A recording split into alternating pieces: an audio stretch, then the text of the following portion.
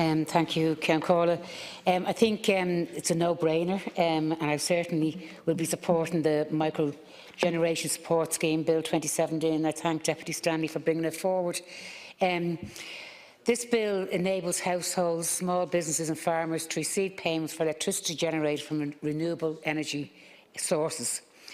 The Private Members Bill would force energy providers, notably the ESB, to buy electricity produced by microgenerators, including small communities, clubs and schools. It would seem to be the case of our party support for this, but I think we have to question the approach that the government takes on some of these bills that are very, very progressive, in that you support it, but you have loads of questions around it.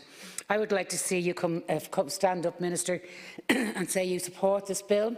You'll bring it through committee stage with Deputy Stanley, and you will do everything in your power to have it brought into legislation as quickly as possible. The Microgeneration Support Scheme Bill would oblige suppliers to provide a feed-in tariff to those who supply the electricity grid. Such a tariff is a mechanism where there is a minimum price established for the electricity produced and sold to a supplier. It's usually to incentivise renewable energy production from wind or solar power. Energy providers such as the ESB would have to establish a scheme to allow people to sell the utility their excess electricity. We already know there was a scheme there in place, which was closed down in 2014.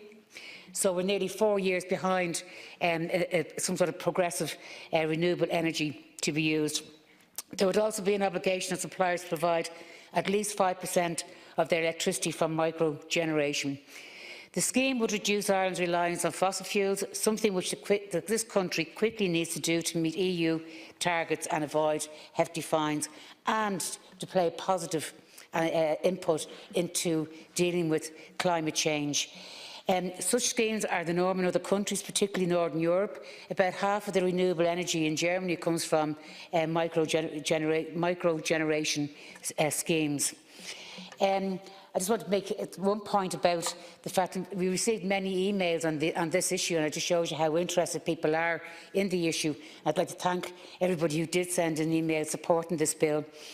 And it was pointed out in one of the emails that, as we said already, that 99% of the members on the Citizens' Assembly on climate change recommended that the state should enable, through legislation, the selling back into the grid of electricity from microgeneration by citizens through energy from solar panels or wind turbines on people's homes or land at a price which is at least equivalent to the wholesale price.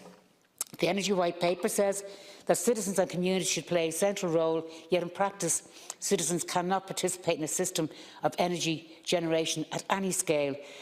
The point was made in this email: it's not fair that small-scale generators must spill their excess power to the grid and get nothing for it. We need a system that supports renewable energy at all levels, not just for the big guys.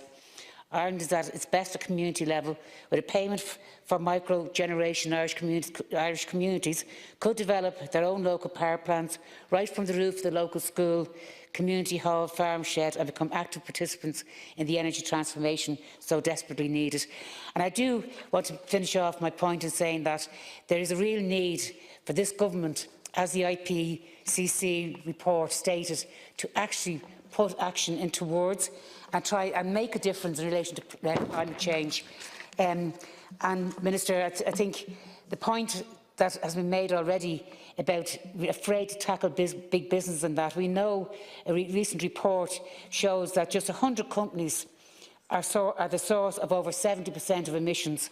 And they include companies such as Exxon Mobil, Shell, BHP, Bilton and Gazprom are linked to that 71% of industrial greenhouse gas emissions. So, Minister, big companies do need to be tackled because they are the source of the problem, and that people can do a certain level at ground level in small ways to not impact their carbon footprint in our world. But these are the companies that actually generate most of the problems, and they have to be challenged. And this government, I don't think, are prepared to do that. Thank you very much, Deputy Collins.